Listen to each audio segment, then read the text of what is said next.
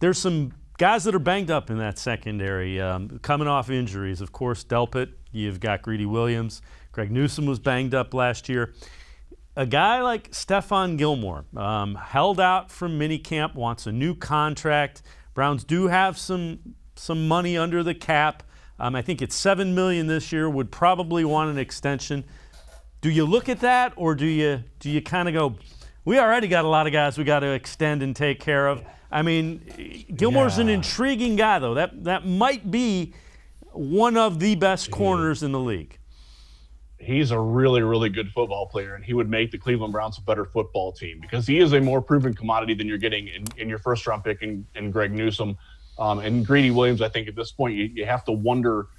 He's got to show you that he belongs on the football team at this point because he was okay as a rookie, certainly wasn't anything special.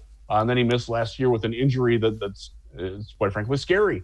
Having nerve damage in your shoulder and losing feeling in your arm, I don't know if you can trust that. If you can get a guy like Gilmore, the finances are a big deal, though, because as we talked about earlier, you can't extend everybody. This team can't afford to pay everybody that's great on the football team right now.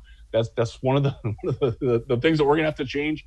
Our mindset is we haven't signed people to stay in a long time. Now there's so many people that need to stay that there's a limited amount of budget. This isn't the NBA. People don't take less money to play with their friends and play with superstar teams. That's just not what happens. So Gilmore would have to be amenable to playing that 1 year on the $7 million, and the Browns would have to be willing to part with something where they're taking a chance on 1 year. It's more of an all-in move. I personally am okay with that. If it costs a second-round pick in 2022 to get a guy that helps you win an extra playoff game, yeah, sign me up for that. I want that. And I'll deal with the aftermath on that later. We'll sort that out. There's always ways to manipulate the cap to fudge things around. If you can add a guy like Stephon Gilmore, who's a really, really good football player, he's as good as Denzel Ward and more reliable than Denzel Ward at this point. I don't see how you say no to that. If the opportunity presents itself, that's one that I would go for.